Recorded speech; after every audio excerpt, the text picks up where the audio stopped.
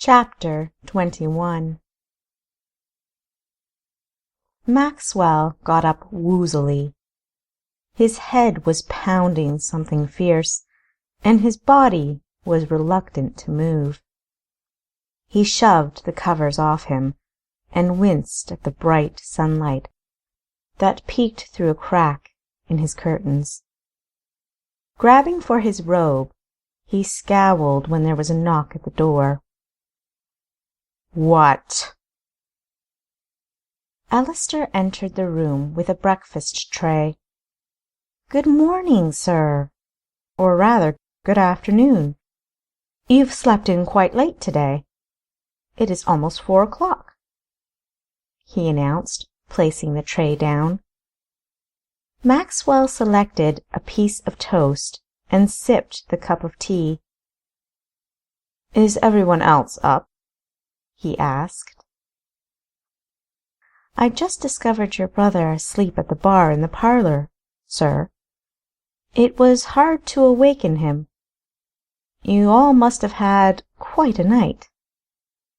Maxwell's eyebrows lifted. Fenton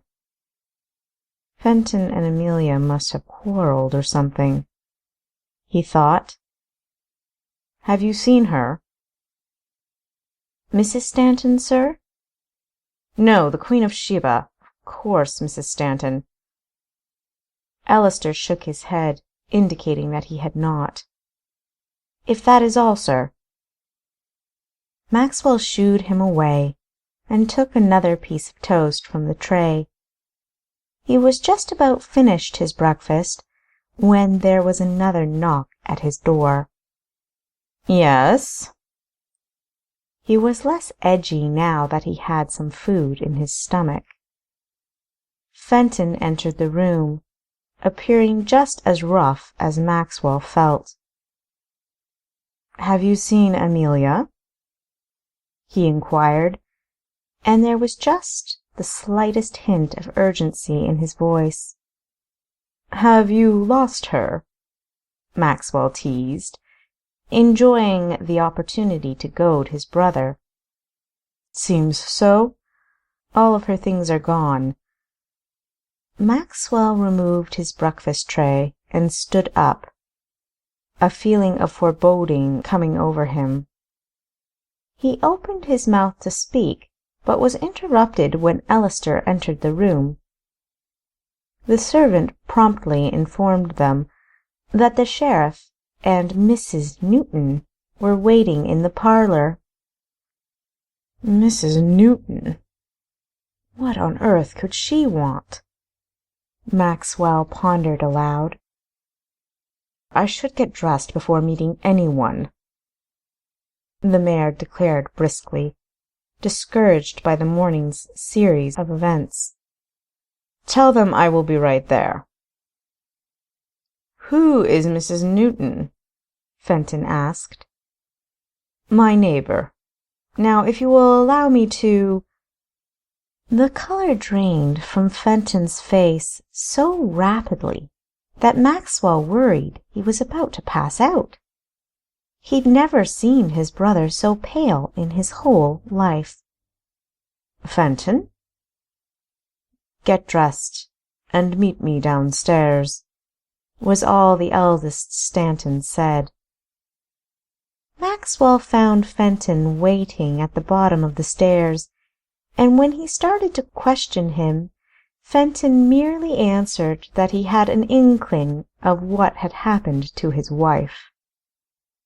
Sheriff John Scythe looked extremely aggravated when Maxwell and Fenton entered the room.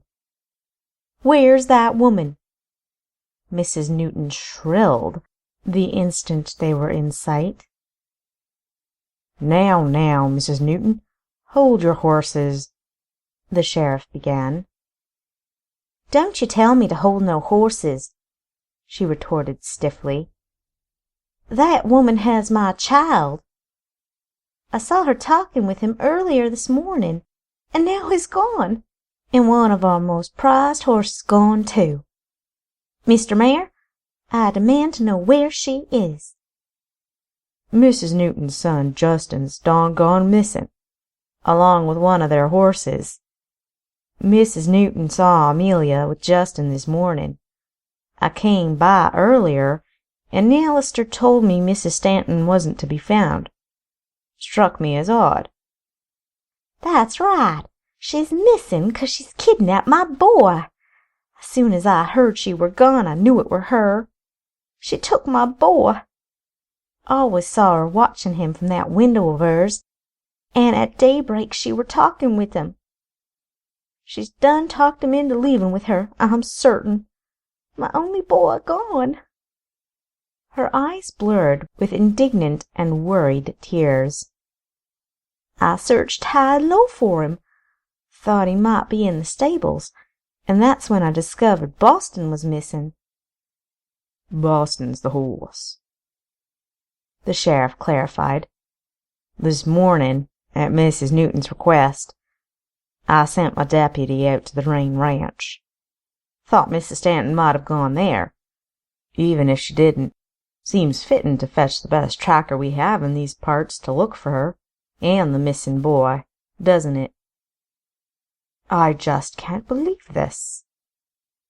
The mayor's mind was so preoccupied by the previous evening he didn't even cringe when he heard the surname of his arch nemesis. All of his accusations against Amelia seemed more justified now. But this was no time to look at his brother and say, "I told you so." He had a reputation to uphold. Trying to appear as shocked as possible, he said, "Amelia, a kidnapper? I never thought—" Maxwell looked at Fenton for support, but received none. His brother just stood there, his arms folded, a dark grimace on his face. "Well, Mr. Mayor, you can bet your bottom dollar that everybody in town will hear about you harboring a criminal and all," Mrs. Newton threatened menacingly. "Let's not jump to no conclusions now," the sheriff cautioned. "We don't know what's happened yet." "Oh, I know." Without concluding her accusations, Mrs. Newton collapsed onto the sofa in a fit of sobs. "My precious boy, gone." Maxwell made his way over to the bar and poured some brandy for her. "Mrs. Newton, calm yourself, please. If Amelia's guilty, and has your boy, no harm will come to him, I can assure you." Without an upward glance, or even an acknowledgment of his kindness, Mrs. Newton seized the proffered glass of brandy and gulped it down. Why, my Justin?" Maxwell shrugged in an unsolicited response, and looked at his elder brother. Fenton's lips didn't part once, but they did tighten until they were almost white. Moments later, Alistair announced the arrival of both the deputy and Paxton Reign, and when asked immediately to do so, admitted them into the parlor. Deputy Martin greeted everyone, and respectfully removing his hat, informed them that Paxton had been fully briefed on the circumstances at hand. Paxton coolly acknowledged Fenton and Maxwell with a nod of his head. He then directed his full attention to the mother, whose weeping had become increasingly audible. He knelt down beside her and laid his hand gently on hers. "Ma'am, I will get your boy back, I promise." Mrs. Newton sniffed loudly and let loose a couple more irrepressible sobs, but seemed somewhat comforted by Paxton's words. "Mrs. Newton, you must tell me everything relevant to Justin's disappearance.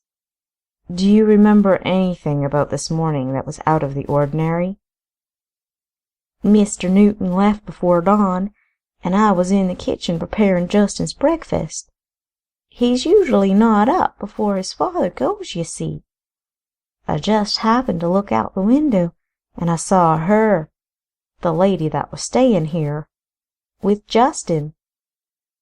"What time was that?" the sheriff interjected. "The sun wasn't up yet.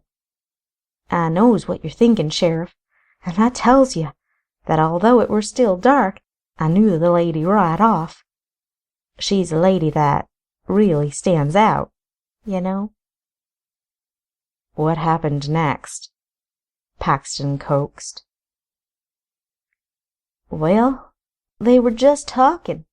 Couldn't see no harm in that, so I went on with my duties.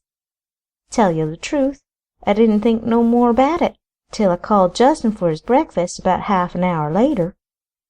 When he didn't come, I searched for him. Went to all of his regular spots. Nothing. I even went to the stables, though I told him to stay clear of there. That's when I saw our horse Boston was missing too. The sheriff told me, 'Your carriages are still here, Mayor.' So that's what she's done. She's taken my boy and our prized horse. But I didn't jump to no conclusions then. I even went round town a bit, asking if anyone seen him. But no one had. He's only 6 years old. Couldn't get far on his own now, could he?" Paxton nodded resolutely. "All right, Mrs. Newton. I want you to go home and keep a lookout, just in case he comes home or someone's seen him. Sheriff, if—" "Don't worry about telling me what to do," the sheriff said dryly. "I'll be doing some investigating of my own. Deputy Martin here can go back to my office and see if any news comes in." All concerned parties dispersed quietly, their minds occupied with the task at hand. Maxwell and Fenton stood silently. Eventually, the former looked at the latter in utter incredulity. "What is going on here?" Fenton smoothed his wrinkled shirt and sat down on the sofa. "This is your town, Max." Maxwell would have loved to explode into a tantrum of obscenities, as he usually did when dealing with Willie or Alistair or any of his other henchmen, but with his elder brother he showed some restraint. "I saw the way you looked when you heard the boy was missing. Do you believe your wife took the child?" Fenton, who was chewing abstractedly on his thumbnail, shrugged. "I'm not certain. All I know is that Amelia is gone, and she's taken all of her belongings with her. The sheriff mentioned all of your carriages were accounted for, but he wouldn't have known to look for mine. My buggy is missing. I looked for it when I saw my wife and all of her personal effects were missing from the house. My driver, however, is not missing." "Why on earth didn't you tell the sheriff?" "Alistair," Maxwell yelled, not even commenting on Fenton's implication about the driver. When the manservant appeared in the doorway, the mayor instructed him to find Gus, and on the double. "What time did you go to sleep?" he asked, once Alistair had departed to do his bidding. Fenton's brow furrowed thoughtfully. "I don't know. It's strange, but all I remember is hearing you say good night and watching you leave the parlor." "She drugged us," Maxwell surmised quietly, more to himself. "Pardon?" "In my—" he hesitated, "dealings, I've come across powerful medicines, some of which can be used for purposes not altogether beneficial. I've heard of a drug which, once ingested, causes the victim to fall into a long and deep sleep, almost as if comatose. Yes, so have I. Really, are you suggesting that not only was Amelia able to obtain such a drug, but that she used it on us? Why? For what reason? Maxwell sighed irritably. And you always beat me in chess. Come on, Fenton. Are you really that blind? You're referring to your barely comprehensible speech last night, aren't you? Fenton chuckled hollowly. I'll admit, my wife is cleverer than the average female. But the conspiracy you formulated last night was ludicrous. You were, after all, thoroughly intoxicated. You don't find it the least bit peculiar that she drugged us both right after I made those accusations? Does that not tell you anything? If she drugged us at all. Fenton, I cannot believe how thick-headed you are. Amelia is gone. We overslept by several hours, and I awoke feeling much worse than I would have with a standard hangover. I'm not ruling out drugging, but that doesn't prove all of your other accusations are true. You just won't accept that a woman, that your own wife, manipulated us, betrayed us, deserted you, and all under your very own nose. I suppose it would be a huge blow to your pride, wouldn't it, to admit that a woman could outdo you? Fenton's eyebrows furrowed. You would know all about that type of blow, wouldn't you, brother, considering why I was summoned here? Maxwell barely avoided flinching at his brother's unexpected retaliation. There were a few moments of sulky silence before Maxwell asked, Fenton, why did you instantly suspect Amelia might have taken the child? At the question, Fenton stood up, went over to the window, stood there for a moment, and then began to pace back and forth. Finally he spoke. Amelia and I had a stillborn child, a baby boy, which, had he lived, would have been named Miles. My wife and I, of course, were devastated. Even more so when we figured out, after years of trying, she was no longer able to conceive. Miles would have been approximately 6 years old now, like Justin, and given my dark features, would most likely have looked very similar to your neighbor's son. The mayor was so completely stunned by his brother's story that all he managed to articulate was a grossly inadequate, I see. Fenton exhaled painfully, his nonchalantly powerful facade waning. Amelia saw the boy, and more or less admitted to me that she was reminiscing about Miles. Her taking Justin in hopes of filling the gap in her heart is not impossible. So, now you understand why I cannot tell you that Amelia is innocent of kidnapping.